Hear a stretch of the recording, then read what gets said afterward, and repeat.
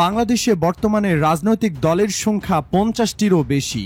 এতগুলো দলের মাঝে জনপ্রিয়তা বিবেচনায় শুরুর দিকে অবস্থান বাংলাদেশ জামায়াতে ইসলামীর। তবে এই তথ্য অনেকেরই অজানা যে জামায়াতে ইসলামী শুধু বাংলাদেশ নয়, বরং বিশ্বের আরও অনেক দেশে বিস্তৃত দলটির কর্মপরিধি। বিশেষ করে ভারতীয় উপমহাদেশে বেশ কয়েকটি দেশে সাফল্যের সাথে সাংগঠনিক কার্যক্রম চালিয়ে আসছে জামায়াতে ইসলামী। কিভাবে দলটি ছড়িয়ে পড়ল গোটা উপমহাদেশ জুড়ে জানবো এবং জানাবো এই ভিডিওতে। বাংলাদেশের বিভিন্ন নথিপত্রে সবচেয়ে পুরনো রাজনৈতিক দল হিসেবে আওয়ামী লীগকে দেখানো হয়। আওয়ামী মুসলিম লীগের প্রতিষ্ঠা ১৯৪৯ সালে।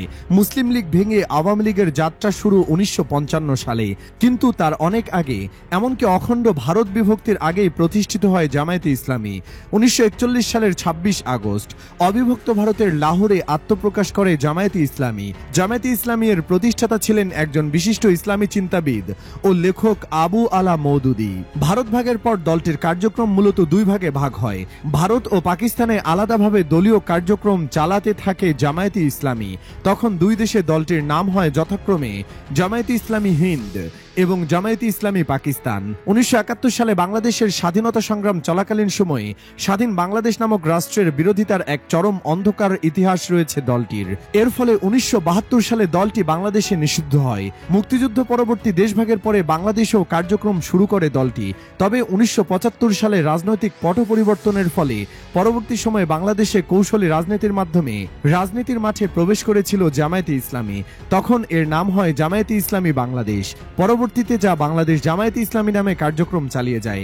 ১৯৭৬ সালে বাংলাদেশ ধর্মভিত্তিক রাজনীতির ওপর থেকে নিষেধাজ্ঞা তুলে নেওয়া হলে বাংলাদেশে বেশ কিছু ইসলামিক দল মিলে ইসলামিক ডেমোক্রেটিক লীগ নামে একটি নতুন ধর্মভিত্তিক রাজনৈতিক জোটের আত্মপ্রকাশ ঘটে। যে জোটে অংশ নিয়ে স্বাধীন বাংলাদেশে প্রথমবারের মতো বাংলাদেশ জামায়াতে ইসলামী আত্মপ্রকাশ করে। যদিও এর ৩ বছর পরে জামায়াত রাজনীতিতে নতুন করে সক্রিয় হয়। এর পরবর্তী প্রেক্ষাপটে জামায়াতের উপর থেকে নিষেধাজ্ঞা প্রত্যাহার করে নেওয়া হয়।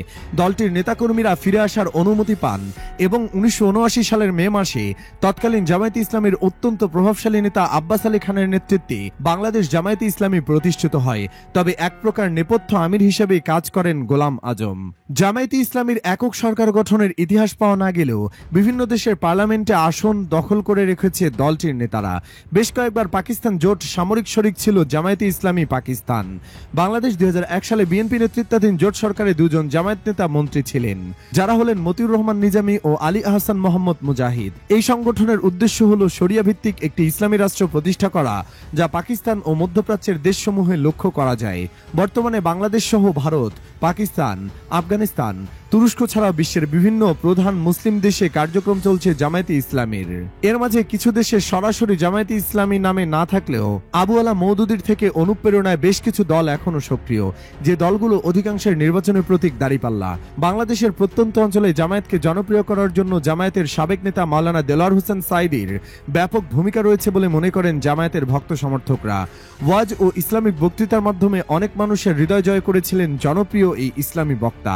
ধীরে ধীরে উপমহাদেশ জুড়ে বাংলা ভাষাভাষী ইসলামপন্থীদের মধ্যে পরিচিত মুখ হয়ে ওঠেন আল্লামা দেলোয়ার হোসেন সাঈদী। আর সেই সাথে বাড়তে থাকে জামায়াতের প্রচারণা।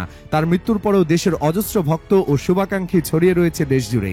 দিন দিন বৃদ্ধি পাচ্ছে জামায়াতের কর্মী সমর্থকের সংখ্যা।